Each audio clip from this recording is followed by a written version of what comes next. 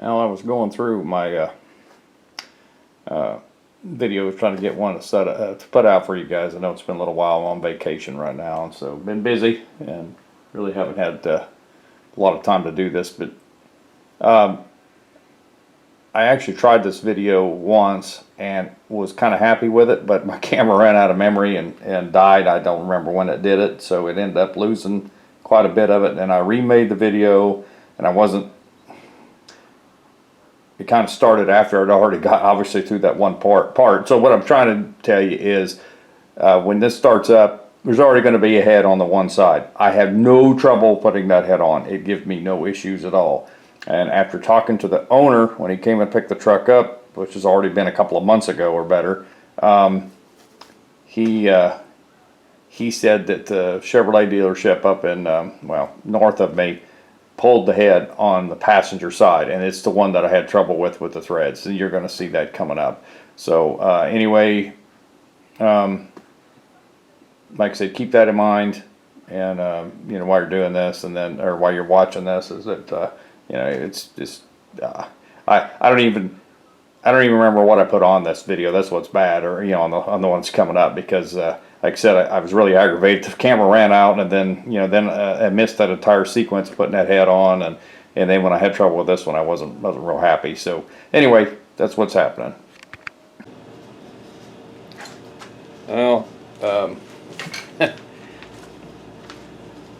I don't know where it stopped yesterday when I was putting the head on the other side here, but I ran out of memory and my camera shut off, and I was out of time. I didn't have time to figure out when I lost you all. So I'll bring you back to put this side on. So with that said, I've done stuff off camera before I put that head on. I put the motor mounts on, the AC compressor brackets on, the balancer is on, that kind of stuff. Oil. I don't know if I should put the oil filter on off camera. I doubt it was on. But anyway, so I got the heads back, and I'm telling you what, there's something to be said for.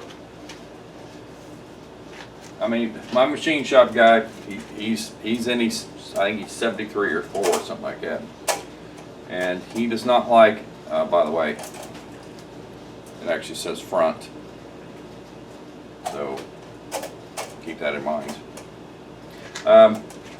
He is. I've liked him, all since I met him. I mean, it's been 20 years, probably more, that I've dealt with him, and he's never done me wrong. Never done me wrong.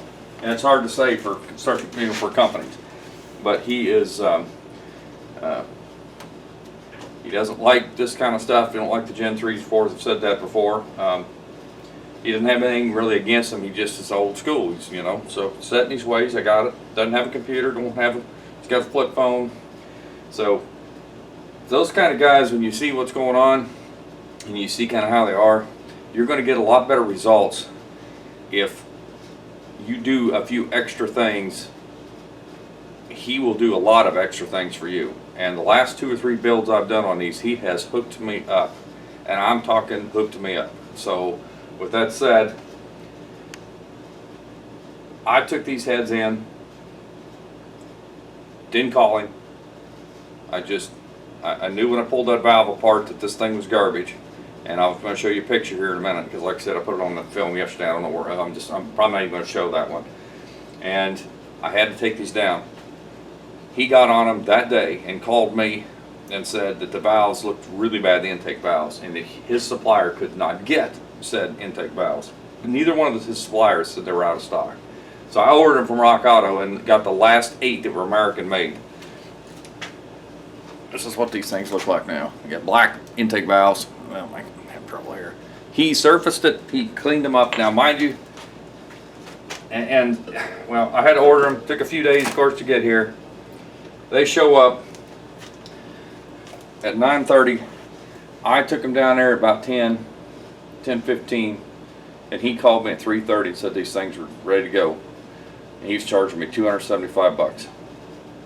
Now he knows I pay cash. He knows I'm going to get them immediately.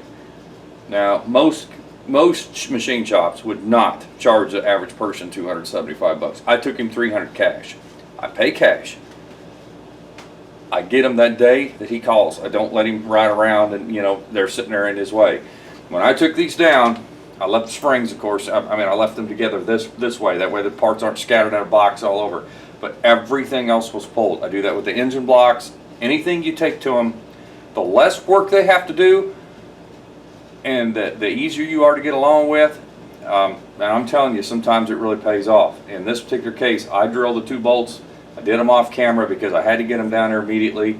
I took like the steam port deals out. The other side has the temperature sender. I took that out. I made sure when they went, they was about as clean as they could get. And he, in turn, paid it back. So keep that in mind.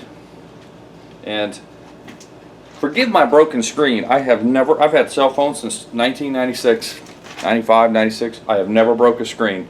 I dropped this thing yesterday, and pulling it out of my pocket, I kind of slinged it on accident, and it hit a chair and broke the screen. Anyway, let's see if I can get this in here where you can see it. That was the exhaust valve, one of them, the first one I pulled off, and this is after I lapped it with the drill, like I did on the other engines, where I put it in a drill, WD-40 on on the stems so it didn't damage it, and then that is what it looked like. Seat wasn't much better. So obviously, I didn't have time to mess with him, so that's why I took him to him. I like doing stuff myself, but there's sometimes when time just isn't on your side, and that was going to take me more time. And then when he looked at him, he says, "Man, the intake, I didn't even pull the intake. Like I said, I just pulled that one exhaust valve. This is what the last Gen 4 did to me. It looked terrible. It took me forever to clean them up, and they really weren't very good to begin with. At the end, after I was done, they weren't that great." I'm getting the bolts out. They put them in individual bags, 2 at a time. The little ones in the 5 or 6 all at once. I don't know why they do that, but whatever. All right, so just keep that in mind on the machine shop thing. Not everybody will do that for you, and I don't always recommend finding the old guy back in an alley either, because you don't know what you're going to get there. I went word of mouth when I first did it, and everybody recommended this guy. I walked in, I was driving an old Chevrolet, I think, or something. I don't remember what I was driving. And then he kind of had car shows going. He's the head of the Oklahoma car show. He was, anyway. He may not be now, but at the time he was. And so in this area, anyway, whether it was this county or his county, I mean, I'm not in Oklahoma, but he would set up here at the old Sonic in town on Saturday nights. And of course, I had all kinds of different vehicles I'd drive, and boy, they always come out and always good guys and stuff. And then it got to be a pain in the butt, and the parking lot they were parked in, the owners started whining, said there was trash on the ground, and that's how that always works. And or somebody did a big smoky burn off, and it made the cops mad. Next thing you know, it always takes 1 or 2 people just to mess it up for everybody, and that's kind of what ended up happening here. So they haven't done it in years. At least around this area, I don't know what they do. I know there's one down in Dewey, Oklahoma. Somebody I work with has some old cars, and anyway, okay, I got all the bolts out. They have a sealer on them. I said this yesterday, like I said, you weren't. And I don't know if it's a sealer, or I assume that's what it is. I don't know if these go down into the water jacket. You know what I mean? I don't, or I just don't know. Never really checked. I've never seen them come out wet, so I'm going to go with I don't think they do, and I'm not sure why they did it. But this generation of LS, there's certain ones that have, I put oil on them. But I just do it because that's what I've always done on the old Gen 1s, and so I always oil them. They're all, these, what I was getting at was these generations, some of these had 2 shorter bolts, corner of the heads. This is not one of those. These are all the same length on the center ones, and then of course the outer ones are all the same on either generation. They're like a 7mm. These are like 11 or something. I don't really remember size wise. Of course, there is a torque sequence.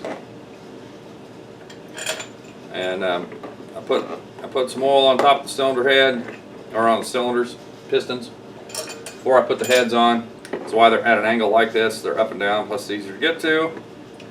And then I go a step further. This is kind of important. If you can, keep the old spark plugs. Even if you break one or two, it doesn't matter. All you're doing is plugging a hole. When you're done, like in this particular case where I put oil on this side, now that I've twisted the engine over, well, now the oil is all down there on that side where all the spark plugs are. If you've already put your new spark plugs in, well, now they're completely covered with oil. I'm not saying it wouldn't start, not saying it's going to hurt anything. Don't give your brand new expensive spark plugs, $5, $6, $7 a piece for the iridium or whatever they are. Don't give them that option of being junk, you know what I'm saying? Right off the bat. So I always keep the old spark plugs that I put in. If you don't put any spark plugs in them, all the oil is going to run out on the ground, and so you've kind of defeated your purpose there too. So that's just my personal deal. And there's another reason I do it. You're plugging a hole, so you don't have to worry about debris going down in them. And running the old ones, after the engine is installed, you run risk of putting them in, you know, by putting the engine in, destroying them. But the worst part is, you got to put the exhaust manifolds on once the engine is in. You'll go in there and you're trying to fish that in there and you drop it and you'll end up breaking one of your really expensive spark plugs. Put your old ones in until the very end. When the manifolds are on and bolted in, and before you put the inner fenders on, like I said, I pull the inner fender skirts off. It makes it so much easier for me to do that. Anyway, by doing that, that saves you a spark plug or two. It's easy to make a mistake. It's easy to drop something.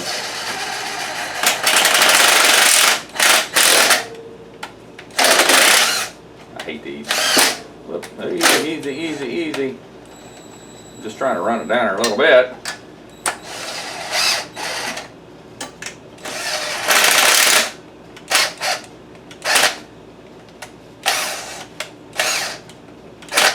Easy. It's not hard to get 22 pounds out of that. Oh, my battery finally went dead. Now, I've had this thing for a while now, probably a year or so. Man, I'm telling you what, this thing does not eat battery.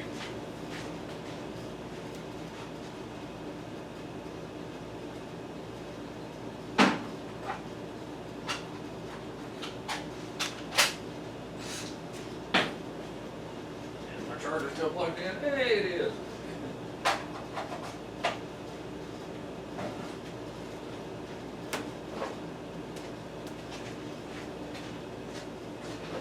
Now that other side, because my camera quit, and I realized that after I kind of got started on this,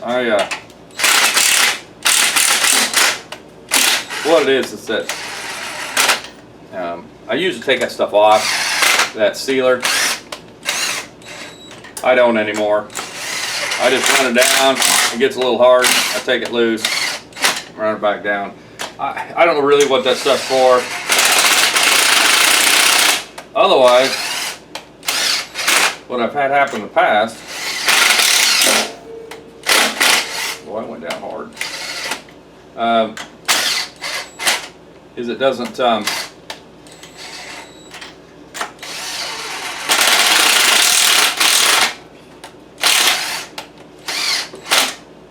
it takes so much effort to get it to go down that you'll actually tap out on your on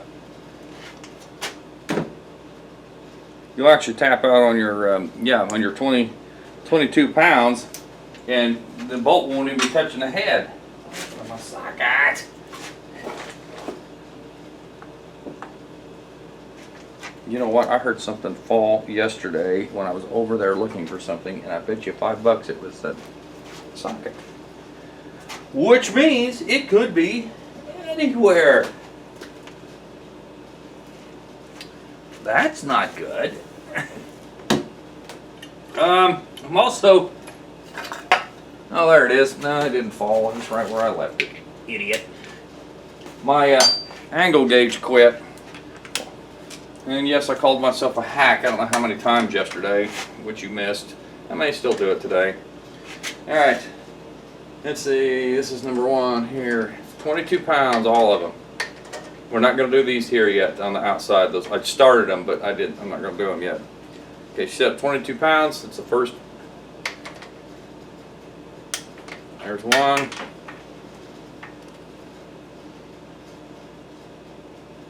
Two. This one's 3. And this one's 4.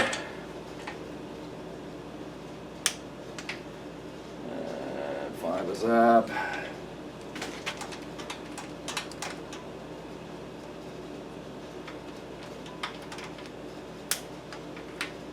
This one's 6, I think. Yeah.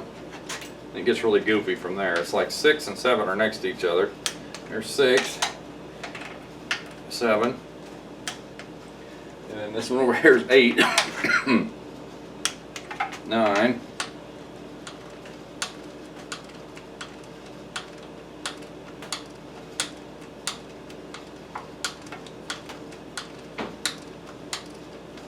come on. Must not have ran this one down. There it goes. I was just not being patient enough.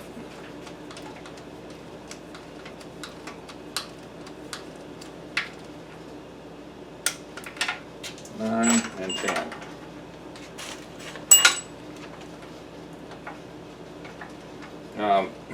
So anyway, my angle gauge quit. So unfortunately, I have to do this the old-fashioned way and just pay attention. I'm going back through them just to make sure.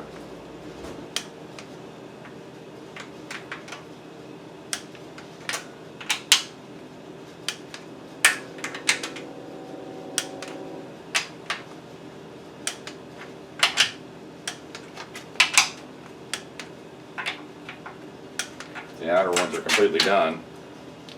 The inner ones weren't. So you gotta be careful. Pay attention. Okay. My angle gauge quit. This is aluminum block. You must be super careful not to overdo it, but you also don't want to underdo it. So when you do not have all the proper tools, and now it's Sunday, and I could go to AutoZone and buy another one of them Chinese. I've already been through 2 of them. I don't feel like going to get a third, although I probably should. But I'm going to show you really quick how to eliminate this. Now they make a tool, if I'm not mistaken, it's probably expensive. I'm going to try to find it. It's like I think it's a torque wrench plus an angle gauge, or maybe there's something specific on an angle gauge. It doesn't matter. I'm going to get a specific tool to do these, because I still have at least 2 or 3 of these to do. And I'm tired of using the Chinese stuff and just kind of guessing, because sometimes the needle moves, sometimes it don't. It's always kind of a roll of the dice. So everybody knows 90 degrees, at least you should. When you make a right turn on an intersection, that is a 90-degree turn. It's, you know, and so that's pretty self-explanatory. So if you put something, you put a wrench on right here, 90 degrees is going to be right here, just like you made a turn. So the first 90-degree ones are pretty easy to do. The next one, though, in this particular case, this engine is 70 degrees, so obviously you can't go as far as a 90. Some of them are 50 or 51, some ridiculous number like that. But still, then you know, 45 would be half of that. So you know what I mean. You just, angles aren't that difficult to find. If anything, put something on the floor with a little angle deal. You can kind of figure it out. But the first 90 degrees should be the easiest, because 90 degrees is 90 degrees. So that's what I'm going to do. Yes, hack 90. 90. And this is a good idea. If you have to stop doing this, grab a marker and put down the ones you've done so that you don't forget. If you have to stop for any reason, put a mark on each one of the.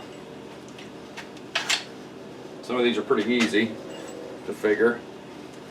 But anyway, make sure that you put a mark on them so you don't forget what you've done.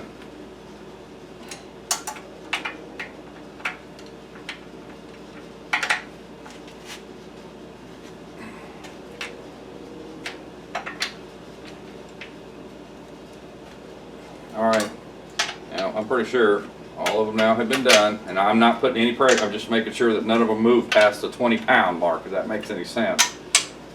Make sure you didn't miss any, because I didn't mark. I can kind of concentrate still. I do numbers for a living. Now see, this thing does not feel right. Oh boy, something is not right there. Okay, so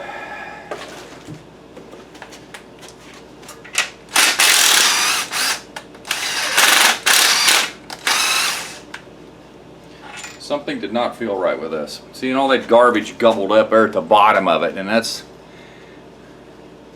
I didn't think something felt right on that. So I'm going to take that off of this. Yes, there's probably some in the threads. Something is not right here.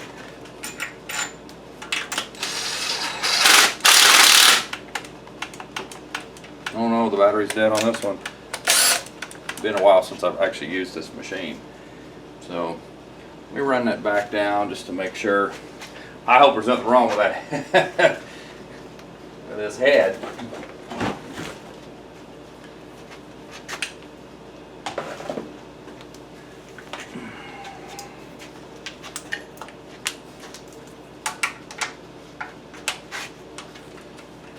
Or with the bolt, excuse me, the threads in the block.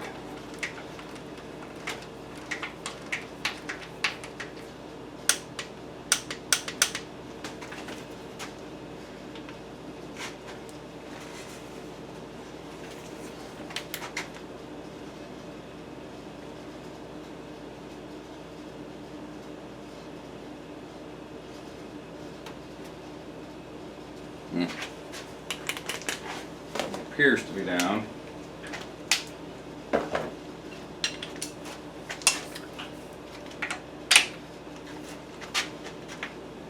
No, something is not right.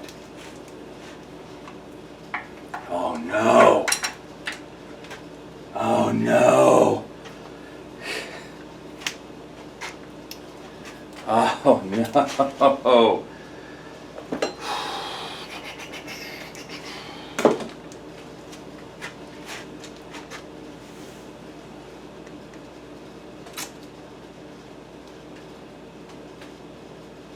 Well, here's the deal, guys.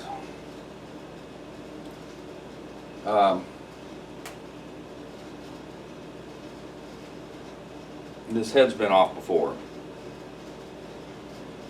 because GM had the heads off. Chevrolet dealership up north, because he said the active fuel management lifters went bad and he took them up there. The only way, as we've talked before, the only way to replace these the lifters, you got to pull the heads.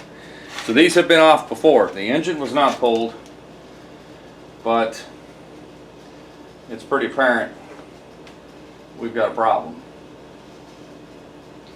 So it almost makes me sick.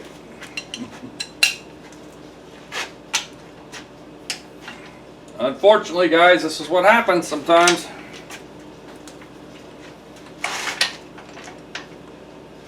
I don't have the gasket crushed all the way, so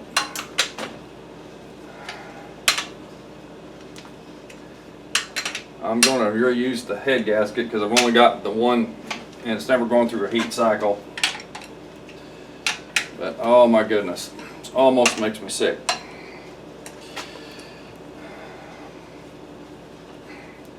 So now this has to be drilled tapped, the block, even though one half's already together. It's got to be drilled and tapped. You've got to have a helicoil put on it, if I can even find one.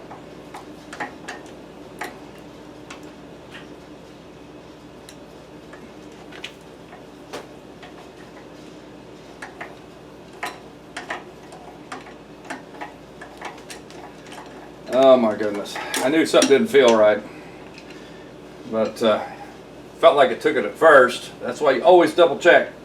Always double check your work. Oh my goodness. This wouldn't happen, well, I wouldn't say it wouldn't happen to a cast block. It's a lot less plausible on a cast block than it is aluminum.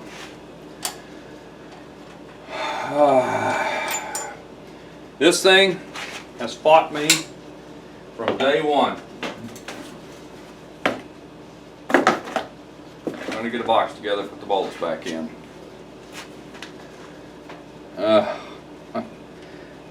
I'm telling you what, I'm glad I was able to kind of show you guys some of the stuff I've run into over the years as far as rebuilding some of these. Some were pretty easy, some fought me one way or another. But then there's these. The reason I don't want to do it anymore for somebody else. If this was mine, I could be mad, but anyway, let me pull the rest of this off and I'll bring you back here in a minute and show you what happened, and then we'll go from there, and I'll have to teach y'all how to use a helicoil if you have aluminum block. Look at that, pulled all the threads clear off of it. What was left of the threads. So, and I was not abusive to that. You guys saw I did all of them exactly the same. But this is what happens. There's no threads left in that cylinder, or in that head, that block, excuse me, block.